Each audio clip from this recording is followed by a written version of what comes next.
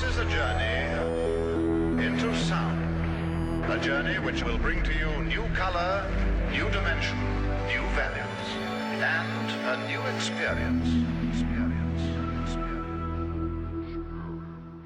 That's the thing you were talking about, David. It's not like he purposely didn't want to sit on his laurels and be in a comfort zone. It wasn't that. It was because he was a true artist and he wanted to create. He said to me in 2002, he said, Mike, all this money I have and all this fame, I don't need any of it. I could live out of a fucking suitcase in a small room. And he meant it. He didn't say it as bullshit. Yeah. And he had a Buddhistic side to him and he had a spiritual side. And obviously it caused conflict in parts of his life, but a lot of people didn't know that in the late 60s, he was studying with a monk and he wanted to go into that world and be a monk. And the monk actually told him, you're better off this lifetime doing your music. You're going to have a bigger impact. Wow. And I was sitting with David with a Zen master who was 98 years old in Tokyo. We were invited to a Zen tea party, just me and David and Zach, and we went.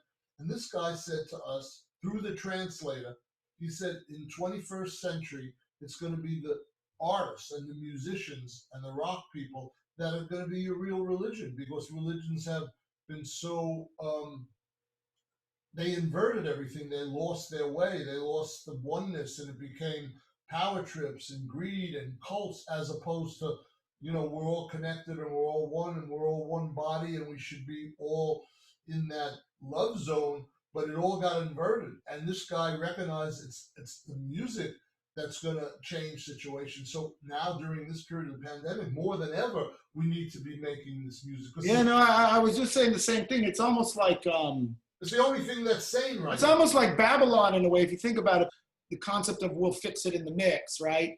And you remember that term? How many times did you hear that when something was half-assed or just, we'll fix it in the mix? And it's really a metaphor for the world we live in now. Because the truth is, David Bowie wasn't fixing much shit in the mix. But the reason he was getting it right was because he surrounded himself with the perfect foils, and the level of self-awareness and clarity of vision, that's the thing that I think even supersedes talent. Key word that has come out of this whole discussion, it's a self-awareness, but not everybody has it because most people are sleeping, even if their eyes are open. So he had that, and he had his own vision, but he knew if he wanted to do something that was going to be accepted by the world and historically be known in 300 years. I said 25 years ago, he will be known in 200 years. Oh, absolutely. Yeah. I think you just gave me the title of this whole thing. David Bowie was woke. Yes. He was woke.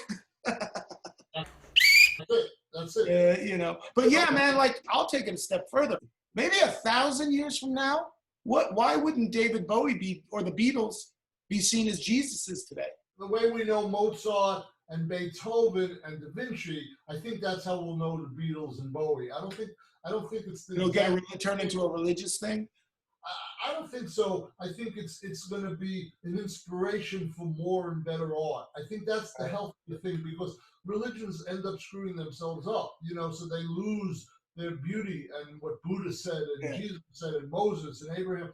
People distort it for their own. Oh yeah, it's never the guy. It's always some asshole that comes along later. I bring you a message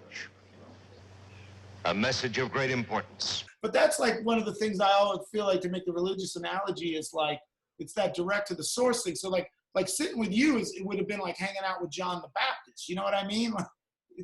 You were, and maybe I'm the guy who's writing the scriptures, because those guys were once or twice removed, but they were still straight to the source, right? You know, everyone has access to it. It has a lot to do with the decisions you make and what you said, that self-awareness. It's easy in this society to be brainwashed and fall asleep, you know? When I was about 18, I studied Tibetan Buddhism for about 2 or 3 years, and I had a teacher called Chimi Yongdang Rinpoche. He eventually told me to exert myself in music and not run off and get my hair cut off and become a lama. A Zen teacher at a temple that I like a lot in Kyoto. Out of nowhere, he suddenly said, religion is over. And it lies in the arts.